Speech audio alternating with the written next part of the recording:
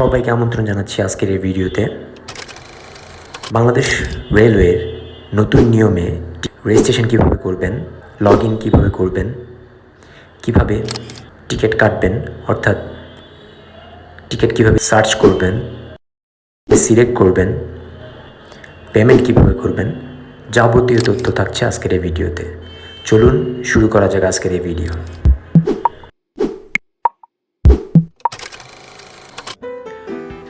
Mobile, laptop কিংবা ডেস্কটপে যে কোনো একটি ব্রাউজার ওপেন করে নিন। ব্রাউজারে ই টিকিট অথবা অনলাইন ট্রেন টিকিট লিখে সার্চ দিন। সার্চ দিলে প্রথমে যেই বাংলাদেশ রেলওয়ে ই টিকিট যে অপশনটি আসবে সেটিতে ক্লিক করুন। এই ওয়েব অ্যাড্রেসটি হচ্ছে www.eticket.railway.gov.bd। ওয়েবসাইটটি ওপেনের পর ইন্টারফেসটি এরকম দেখাবে। এখানে উপরের দিকে রেজিস্ট্রেশন লেখা অপশনটিতে ক্লিক করুন। ক্লিক করলে রেজিস্ট্রেশনের জন্য যেই তথ্য প্রয়োজন সেই তথ্যগুলো আপনাদের ফিল আপ করতে হবে। তো প্রথমে আপনাদের ফুল নাম, আপনার যে নাম সেটা টাইপ করতে হবে।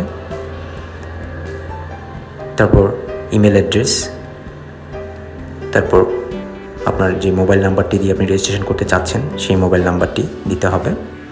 তারপর কনফার্ম মোবাইল নাম্বার, সেম একই মোবাইল নাম্বার আপনাকে আবার প্রদান করতে হবে। তারপরে আপনাকে এন্টার পাসওয়ার্ড, মানে আপনি যে পাসওয়ার্ড সেট করতে চাচ্ছেন সেই পাসওয়ার্ডটি দিতে হবে। পাসওয়ার্ড দেওয়ার পর পাসওয়ার্ডটি আপনাকে হুবহু একই পাসওয়ার্ড আবার টাইপ করতে হবে, কনফার্ম পাসওয়ার্ড। তারপর আপনাকে আইডেন্টিফিকেশনের জন্য একটা টাইপ সিলেক্ট করতে হবে, এনআইডি অথবা বার্থ সার্টিফিকেট যেটি আপনি সিলেক্ট করতে চান। তারপর আপনি আপনার এনআইডি নাম্বারটি প্রদান করবেন। তারপর পোস্ট কোড, আপনি যে এলাকায় বসবাস করেন সেই এলাকার পোস্টাল কোড নাম্বারটা দিতে হবে। তারপর আপনাকে দিতে হবে অ্যাড্রেস, আপনি যেই অ্যাড্রেসের এগেনস্টে আপনি রেজিস্ট্রেশনটি করতে চাচ্ছেন সেই অ্যাড্রেসটি দিবেন। অ্যাড্রেসটি দিয়ে আপনি সাইন আপ যে লেখাটি রয়েছে সেই সাইন আপ লেখাটিতে ক্লিক করবেন। সাইন আপে ক্লিক করার পর আপনার মোবাইলে একটি ওটিপি আসবে।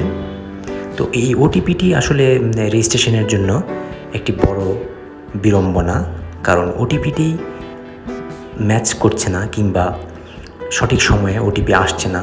এটা একটা কমন সমস্যা হয়ে গেছে। প্রথম দিন যখন এই ওয়েবসাইটটি চালু হয় সেই প্রথম দিন অনেকে এই ওয়েব পেজে আপনার ঢুকতেই পারেনি সার্ভার ডাউন থাকার কারণে। তো আজকে যদিও ঢোকা যাচ্ছে কিংবা ওটিপির কারণে রেজিস্ট্রেশনটি কমপ্লিট করা যাচ্ছে না। আমি বেশ কয়েকবার ট্রাই করে আমার ওটিপিটি পেয়েছি। তো ফাইনালি আমি আমার রেজিস্ট্রেশনটি কমপ্লিট করতে পেরেছি। আমার রেজিস্ট্রেশনটি কমপ্লিট হয়েছে, দেখতেই পাচ্ছেন আপনারা, ইউর রেজিস্ট্রেশন ইজ কমপ্লিট। তো আমি আপনাদেরকে এখন ট্রেন টিকিট কীভাবে কাটতে হবে সেটি দেখিয়ে দিব। তো আপনারা দেখতেই পাচ্ছেন আমার যে নামে অ্যাকাউন্টটি করা সেটি ডান কোনায় শো করছে। তো আমি আপনাদেরকে এখন ট্রেন টিকিট কীভাবে কাটবেন সেটি একটু দেখিয়ে দিচ্ছি। আপনারা কীভাবে লগ ইন করবেন সেটি দেখানোর জন্য আমি অ্যাকাউন্ট থেকে, আমার যে রেজিস্টার্ড অ্যাকাউন্ট সেটা থেকে বের হয়ে গিয়ে আপনাদেরকে আমি দেখিয়ে দিচ্ছি কীভাবে লগ ইন করবেন। প্রথমে আপনাদের আপনার মোবাইল নাম্বারটি দিতে হবে। তারপর আপনাকে আপনার যে পাসওয়ার্ডটি আপনি সেট করেছেন সেই পাসওয়ার্ডটি দিতে হবে। আমি টিকিট কাটার জন্য আপনাদেরকে পুনরায় লগ ইন করে দেখিয়ে দিচ্ছি যে কীভাবে টিকিটটি কাটবেন।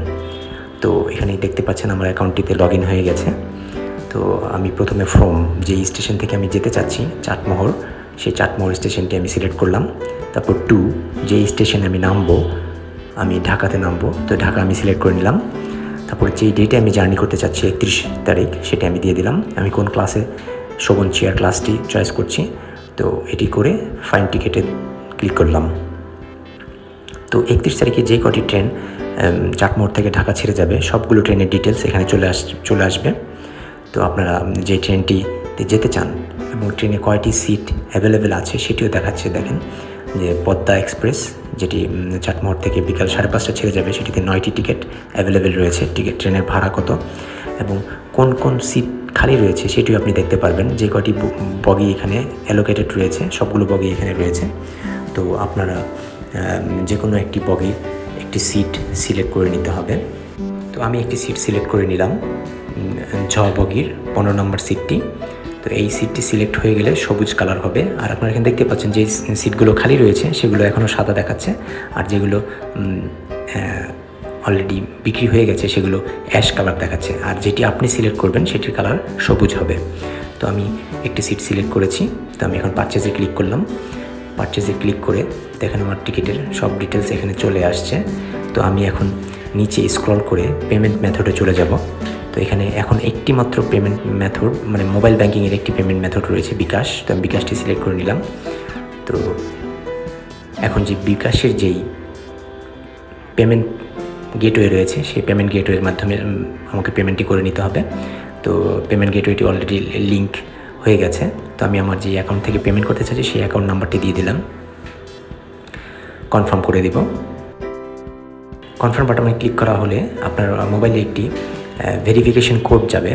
তো সেই কোডটি আপনাকে এখানে টাইপ করতে হবে। আপনি যেই অ্যাকাউন্টের যে মোবাইল নাম্বারটি রয়েছে সেই নাম্বারই কোডটি যাবে। তো সেই কোডটি আমি দিয়ে দিচ্ছি, আমার মোবাইলে অলরেডি চলে এসেছে, সেটি আমি এখানে টাইপ করে দিলাম। টাইপ করে কনফার্মে ক্লিক করলাম। এখন আমাকে যেই আমার জানা যে পিনটি রয়েছে সেটি আমি এখানে এন্টার করে দিলাম। পিনটি এন্টার করে কনফার্ম করলাম। পেমেন্টটি কমপ্লিট হয়ে গেলে আমরা টিকিটটি পেয়ে যাব। তো এখন পেমেন্টটি দেখেন অলরেডি পেমেন্ট কমপ্লিট হয়ে গেছে। Hi, you have successfully confirm your ticket. আর পেমেন্টটি কনফার্ম হওয়ার সাথে সাথেই দেখেন একটি টিকিট সফট কপি ডাউনলোড হয়ে গেছে। তো এই হচ্ছে সেই কাঙ্ক্ষিত টিকিট।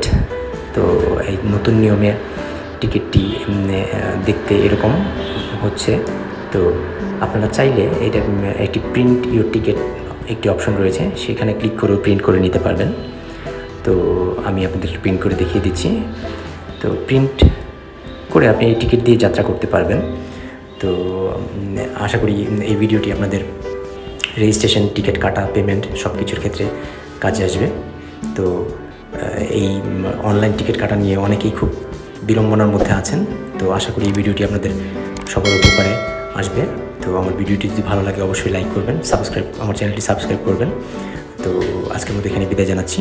সবাই ভালো থাকবেন। পরবর্তীতে আবার দেখা হবে নতুন কোনো ভিডিও নিয়ে। আল্লাহ হাফেজ।